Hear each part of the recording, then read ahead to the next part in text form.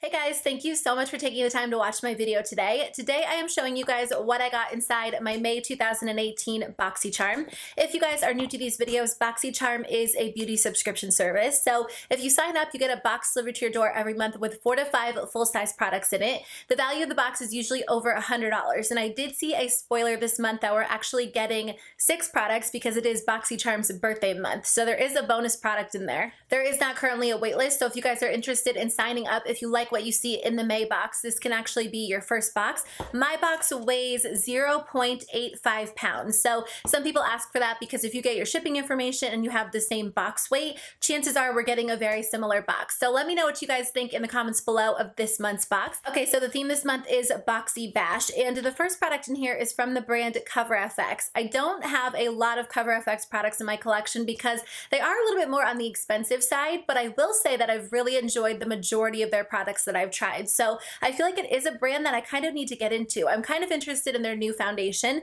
but this is their blurring primer. So it's supposed to minimize the appearance of pores and fine lines to create a super smooth, flawless airbrushed effect. And I feel like I go through weird primer phases. Like I was really into mattifying primers, then I was super into hydrating primers, and now I'm kind of into like smoothing, pore filling primers. I just tried one out from The Ordinary that I've really been enjoying. So I personally am looking forward to trying this one. Let me just swatch it.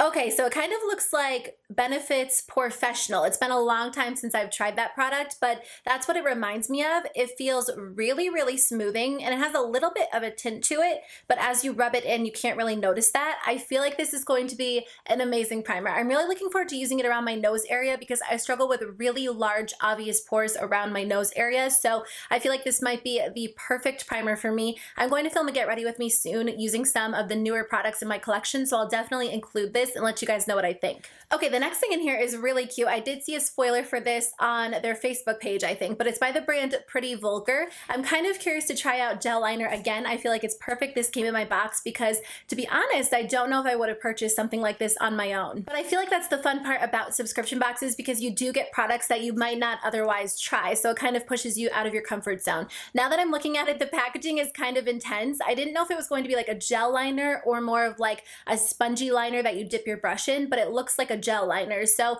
I'm excited to try it out. Do you guys like gel liner or do you prefer like pencil liners or liquid liners? Okay, we did get a brush trio and it looks like you can actually use 2 of these brushes for liner, which is perfect because we did get that gel liner. So I feel like that's kind of nice because if you're not used to these liners, you might not have a brush that would go with it. So this is by the brand Aesthetica. So the first one is an angled eyeliner brush. So you could totally use this one as an eyeliner brush, but I feel like it's a little bit on the thicker side. So I personally would probably use it to fill in my brows if I was using a powder. I actually like a thicker angled brush like this for my brows because I feel like it looks a little bit more natural. I probably wouldn't use it for liner because I have a tendency to go super heavy-handed and make my wing way too big already, so I feel like this would only add to it. So for me personally, I feel like it's the perfect eyebrow brush, but you could use it for either one. The next one is the fine-tipped eyeliner brush. This is probably what I would use for my liner. I think it would work so well with gel liner because it's very small, very precise, so you could go in with a thinner line or you could build it up to look a little bit more thick and dramatic. And then the last one, of course, is a brow spoolie, and I actually need a good brow spoolie. I believe we got one in a Boxycharm last year that everybody still raves about, and I'm so mad because I gave mine away, so I ended up missing out on that one, but now that I have this one, I will definitely try it out. So I think that this is a fun brush trio. It's kind of nice when you can build your brush collection through subscription boxes and not have to spend the money on them. So I'm excited to use all 3 of them. We actually got another brush from the same brand. So this one is the P12 brush. I feel like this is a contour brush. It's very, very soft. It's like the perfect dome shape for contouring your cheeks. You could also use it for blush, powder, whatever you really want to, but in general, I feel like it would make an amazing contouring brush. The next thing in here is a collaboration between Boxycharm and Beauty Creations, and it is a matte lip gloss, apparently, in the shade Sweetheart. I feel like there are products out there that have like those contradictory names. I feel like those names just generally imply like a liquid lipstick that doesn't dry down completely, like more of like a satin finish liquid lipstick, like the ColourPop Ultra Satin Lips. Okay, it does swatch kind of glossy, but then the more that you kind of blend it out, it looks more matte. I'm kind of curious to see how this is going to dry down. It smells really good. It smells like candy. I love the scent. So let me just kind of leave that for a second to see if it dries down or if it stays more of like a satin finish. It looks like a completely matte lipstick, so I don't know why they call it a matte gloss.